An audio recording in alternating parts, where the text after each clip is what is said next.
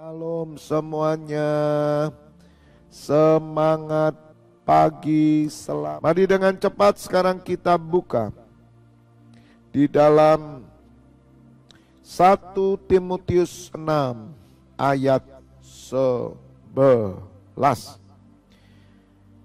Tetapi engkau hai manusia Allah, jauhilah semuanya itu. Kejarlah keadilan, ibadah, kesetiaan, kasih, kesabaran, dan kelembutan. Bertandinglah dalam pertandingan iman yang benar, dan rebutlah hidup yang kekal. Katakan amin. Berbahagialah Bapak Ibu Saudara mendengar firman Tuhan, merenungkan dan melakukan dalam hidupnya. Saya memberikan judul pesan Tuhan pagi hari ini, Manusia Allah. Sekali lagi, Manusia Allah. Bapak Ibu Saudara, kalau kita perhatikan judul ini aneh ya. Sebetulnya aneh, bagi orang dunia aneh saudara. Manusia Allah, kok manusia Allah? Allah itu kan pandangan umum bukan manusia. Allah itu adalah pribadi yang berkuasa, melampaui ciptaan, yaitu manusia. Sebab Adam itu artinya manusia, dan Adam diciptakan. Loh, kenapa disebut manusia Allah? Artinya adalah Allah menciptakan manusia segambar dengannya. Sehingga manusia disebut manusia Allah. Karena ada Allah di dalam manusia. Ada tangan Tuhan yang membentuk mereka. Manusia bukan dibentuk oleh setan. Manusia bukan dibentuk oleh alam. Manusia tidak dibentuk oleh apapun. Pada mulanya adalah Allah. Allah sendiri yang membentuk mereka sehingga disebut manusia Allah. Namun ketika manusia berdosa, predikat manusia Allah ini sudah hilang. Sehingga manusia sendiri dan Allah sendiri. Karena ada dosa yang memisahkan antara manusia dan Allah.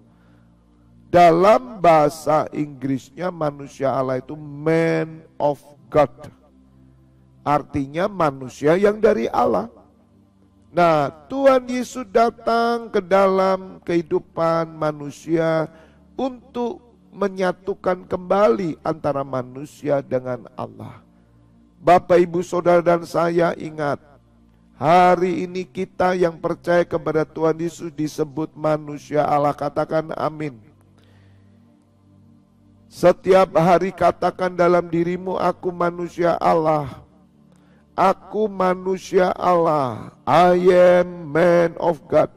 Supaya menyatakan diri saudara bahwa di dalam dirimu ada Allah. Bahwa hidupmu ini hasil dari Allah. Bapa itu yang berkarya dalam hidupmu. Saudara dulu manusia Allah. Katakan amin. Sehingga hidup kita ini segambar dengan Allah. Hanya orang Kristen yang disebut manusia Allah. Di luar itu bukan. Tapi bukan sembarang orang Kristen. Pengikut Kristus itulah yang disebut manusia Allah. Dan Bapak Ibu Saudara, Rasul Petrus menasihati kepada Timotius, dan Rasul Petrus berkata, engkau hai manusia Allah. Mari pagi hari ini kita komitmen Bapak Ibu Saudara. Memasuki tahun terobosan ini dicari manusia-manusia Allah. Jangan saudara katakan manusia duniawi. Memang saudara hidup di duniawi, tapi engkau manusia Allah hari ini. Karena ada nama Tuhan Yesus di hidupmu. Ada nama Elohim di hidupmu. Ada Roh Kudus di hidupmu. Jadi hidupmu berbeda Bapak Ibu Saudara. Siapapun saudara, mau tinggal di kampung, mau di desa, mau di kota, saudara mau ada di pulau-pulau manapun, saudara tetap manusia Allah. Dan ingat, manusia Allah adalah manusia yang bertujuan hidupnya hanya bagi Allah. Bukan bagi dunia, bukan bagi siapapun. Sebab segala sesuatu dari Dia, oleh Dia, dan bagi Dialah segala kemuliaan. Katakan amin. Oleh karena itu pagi hari ini Bapak Ibu Saudara, sebagai manusia Allah, Rasul Paulus menjelaskan, jauhilah semuanya itu. Apa yang dijauhi saudara? Kita harus mengerti kita ini manusia Allah, kita ini datang dari Allah, kita ini datang dari surga, kita bukan datang dari dunia meskipun kita ini anak papa mama. Tapi sejak saudara menerima Tuhan Yesus engkau berbeda. Jauhilah semuanya itu. Apa yang dijauhi? Di ayat 9 dikatakan, tetapi mereka yang ingin kaya terjatuh dalam pencobaan, ke dalam jerat dan ke dalam berbagai-bagai nafsu yang hampa, yang mencelakakan, yang menenggelamkan manusia ke dalam keruntuhan dan kebinasaan. Saudara manusia Allah, jangan terjerat kekayaan, jangan kejar kekayaan, jangan kejar gono gini, jangan tamak, jangan saudara mengejar harta. Sebab banyak orang Kristen karena ingin kaya terjatuh dalam pencobaan.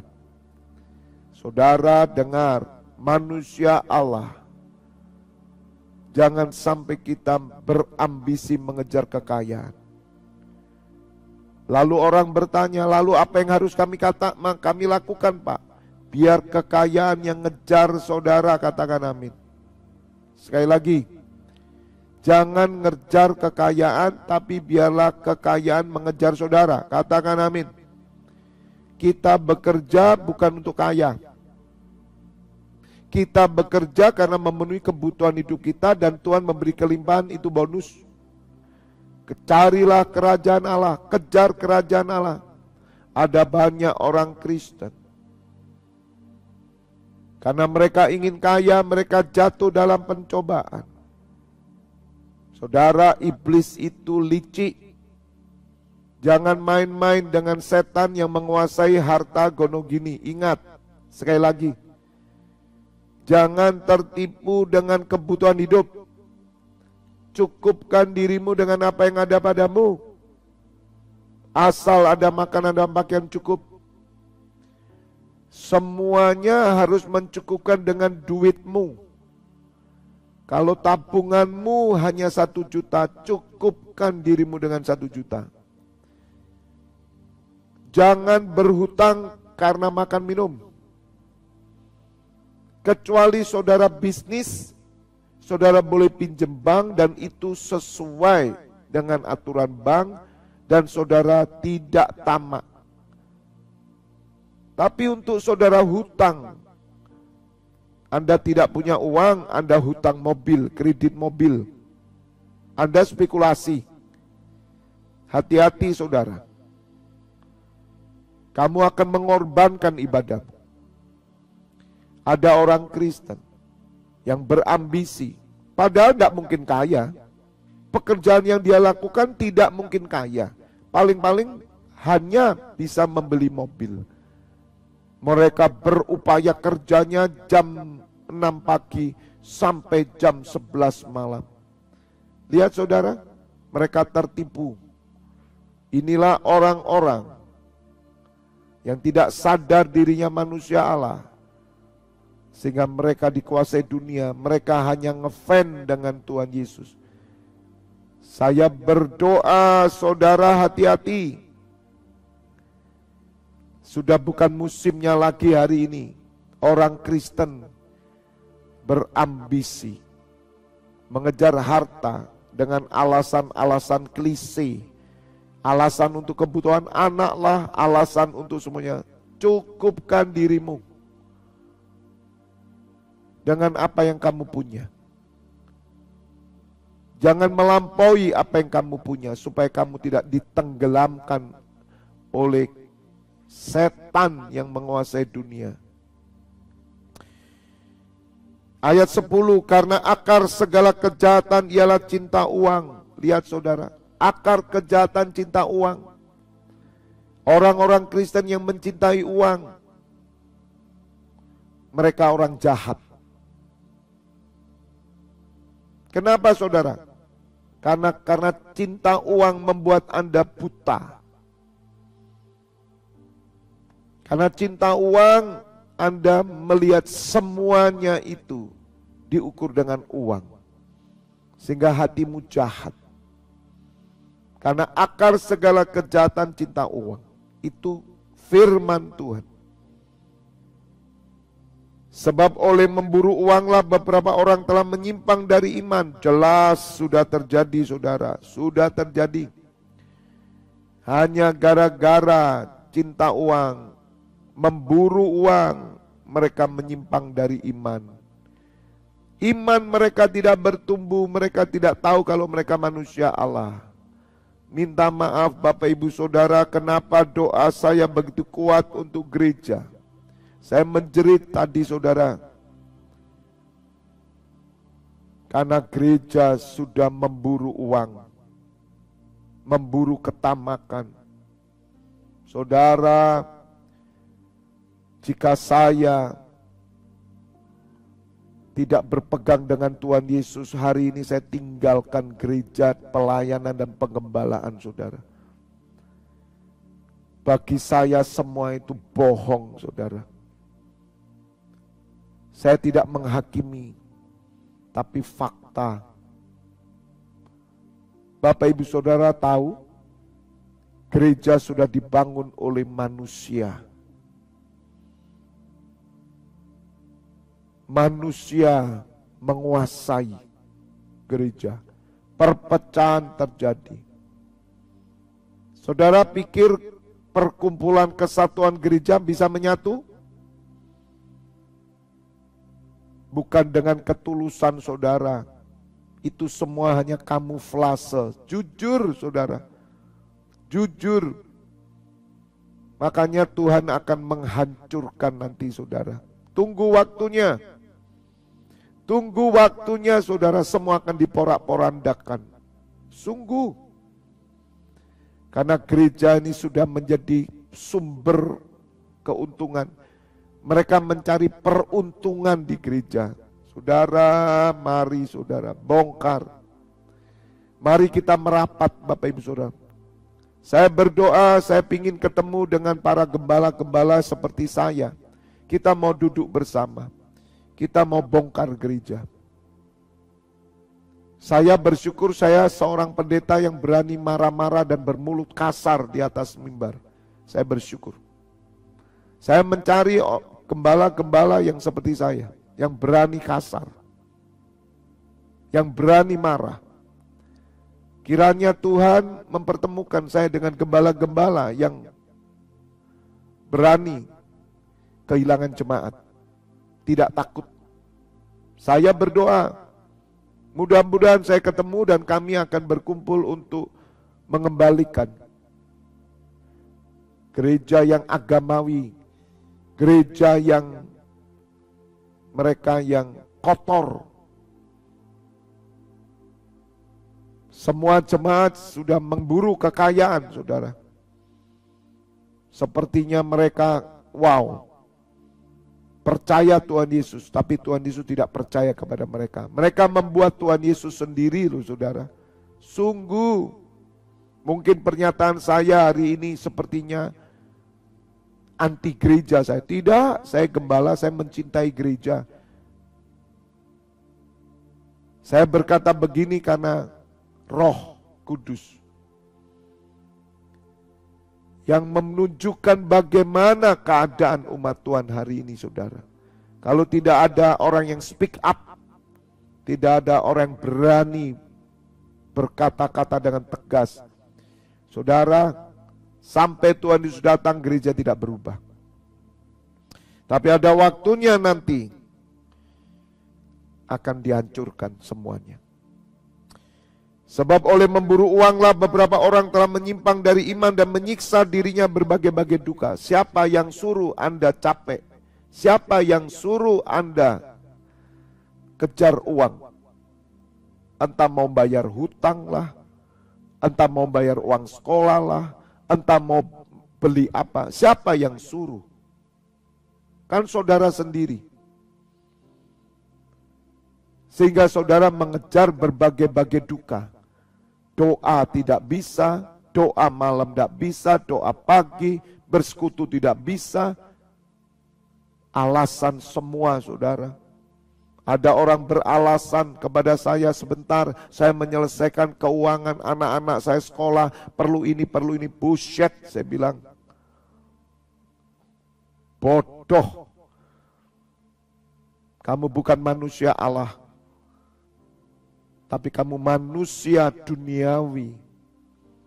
Bahkan lebih parah lagi, kamu akan menjadi manusia iblis. Mari Bapak Ibu Saudara, terobosan harus terjadi, bongkar. Hei anggota NCC Internasional yang mengikuti saya setiap hari, bongkar dalam dirimu. Jangan kita latah. Jangan kita menjadi orang-orang Kristen, manusia setan, manusia duniawi. Ujungmu apa? Ujungmu apa?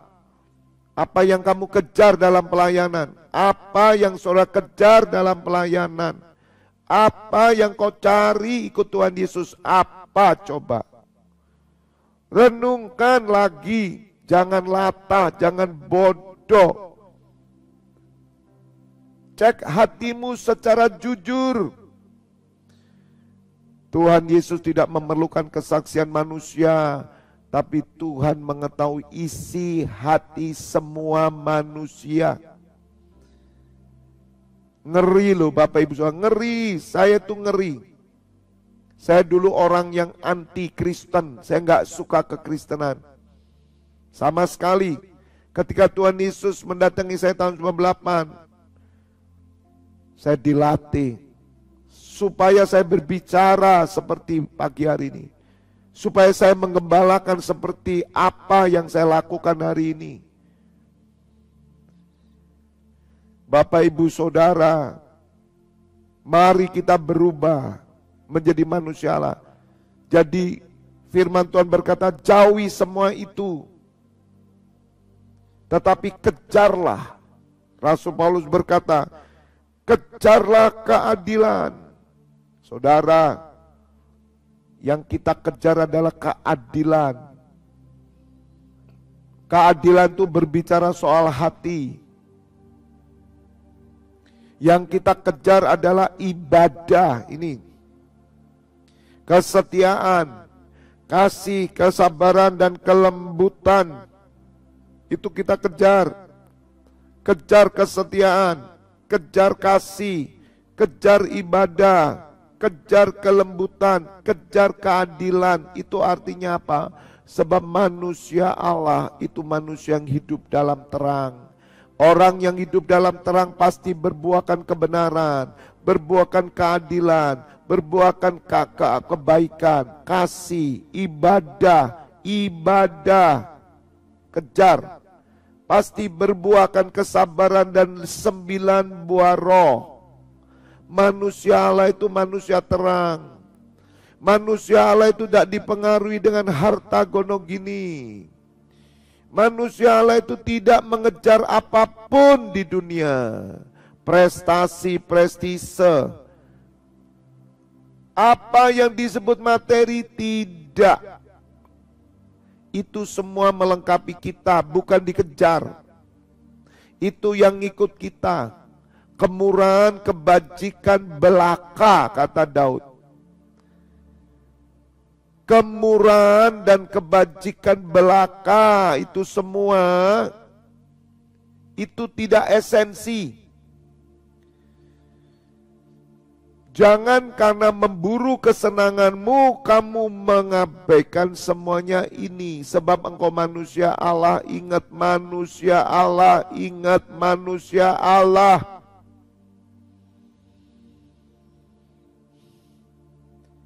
Dan yang terakhir, sebagai manusia Allah setelah saudara menjauhkan semuanya itu, harta, gonogini dan ambisi semua, bertanding, maaf saudara, kita mengejar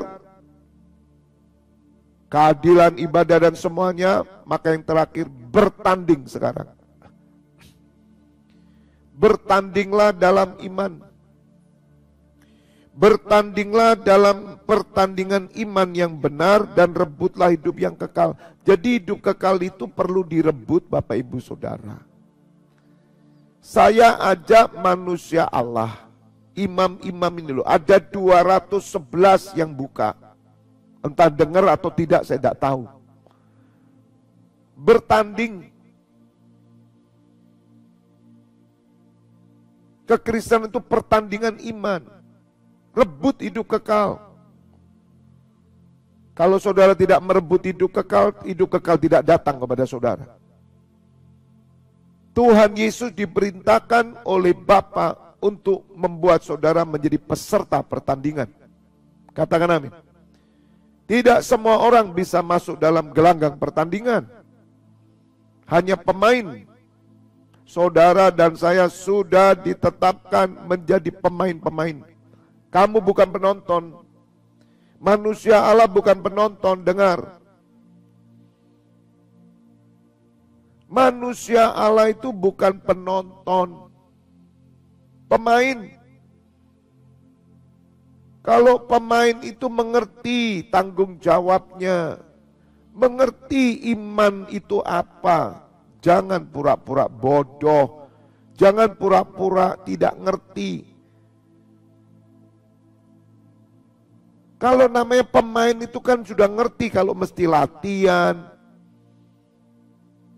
mesti pemanasan, mesti fokus, dan mesti berjuang. Seorang pemain di dalam gelanggang pertandingan mereka merebut mahkota, saudara. Hidup kekal itu merebut mahkota. Jangan ikuti pengajaran-pengajaran hyper grace yang salah. Saudara tidak perlu berusaha untuk hidup kekal. Saudara tidak perlu melakukan apa-apa. Saudara tidak perlu bertandingan iman. Saudara tidak perlu rajin. Bagaimana mungkin saudara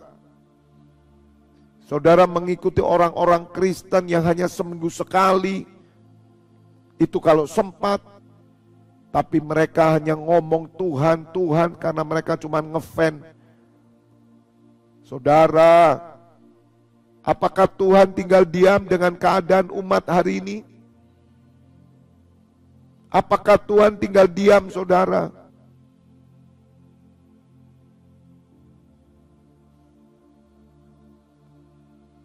Kalau kita tidak bertanding, kalau kita tidak mau jadi pemain, dan banyak orang memilih menjadi penonton, karena penonton itu hanya sorak-sorai. Mau datang, mau tidak, gak peduli.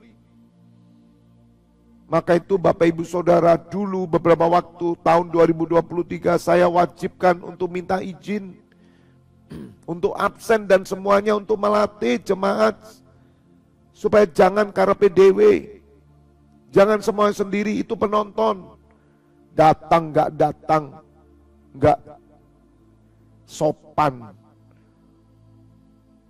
2024 saya hapus semua karena saya cuma mau melihat ada orang sopan enggak. Jemaat yang sembalakan ini sopan-sopan enggak. Karena mereka cuma mau dipaksa, dimarahi, baru mereka minta izin saya. Tapi sekarang saya tahu siapa orang sopan dan tidak. Hanya saya simpan dalam hati.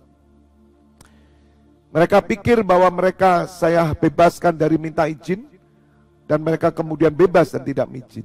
Ya, saya cuma melihat apakah mereka penonton, apa mereka pemain. Itulah manusia. Mereka hanya melakukan peraturan-peraturan manusia. Mereka tidak mengerti arti persekutuan, mereka tidak mengerti arti pengembalaan, mereka tidak mengerti arti dibina, mereka tidak mengerti punya seorang gembala. Karena mereka memimpin dirinya sendiri,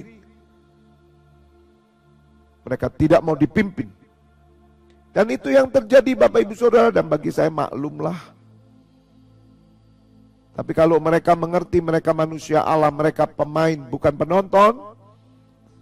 Penonton itu insidentil, datang gak datang urusan apa dengan gembala, itu penonton. Dan saya mau katakan Bapak Ibu Saudara, penonton tidak pernah mendapat mahkota. Penonton tidak pernah mendapat mahkota dan piala, juara. Hanya pemain yang mendapat mahkota. Bertanding saudara, bersama saya. Kita bertanding setiap pagi, kita setiap hari bertanding, kita setiap minggu bertanding. Kita terus bertanding, tidak pernah lelah. Gaspol, jos, gandos, terus sampai mati. Menjadi manusia Allah. God bless you all. Uripasandaramasi. Kami bersyukur ya Bapa, pagi hari ini suaramu bicara keras, supaya setiap telinga yang tuli membuka, mata yang buta melihat, khususnya imam-imammu yang bersama hambamu. Ya Bapa, sadarkan kami semua bahwa kami manusia Allah, supaya kami hidup tertib sesuai dengan SOP kerajaan Allah, bukan semaunya sendiri. Ya Bapa, bongkar semuanya. Tahun terobosan, tahun bongkar-bongkaran, supaya kami tidak hidup egois, berkedok pelayanan, berkedok jadi pendoa, berkedok live streaming. Padahal kemunafikan ada di balik itu semua. Kotor, keji, jahat, semua penipu, semua pembohong. Ya Bapa, ampunilah gereja-Mu, ampunilah kami semua. Bersihkan, bongkar hidup kami, remukkan hidup kami sampai hidup kami berkenan kepadamu. Sehingga apa yang kami lakukan itu bukan peraturan manusia, tetapi kami mengasihi Engkau, mengasihi Putramu Yesus Kristus. Kuripasandarapo, kuripasandarabayar raya masih. Kuripipipi papala para paso, Bapa murnikan, Bapa murnikan, Bapa murnikan.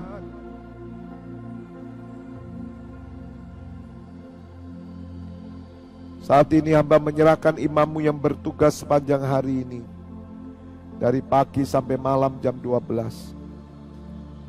Bapa, pakai mereka dengan dahsyat, Roh Kudus bekerja. Mari Bapak Ibu Saudara, buka kedua tanganmu. Terimalah pengurapan minyak dan anggur persetujuan tubuh dan darah Putra Yesus Kristus yang menyucikan, menyembuhkan. Berkat kehidupan turun atasmu dalam nama Bapa, Putra dan Roh Kudus. Bapak Ibu Saudara yang sudah menerima berkat Tuhan bersama katakan amin. God bless you all. Tetap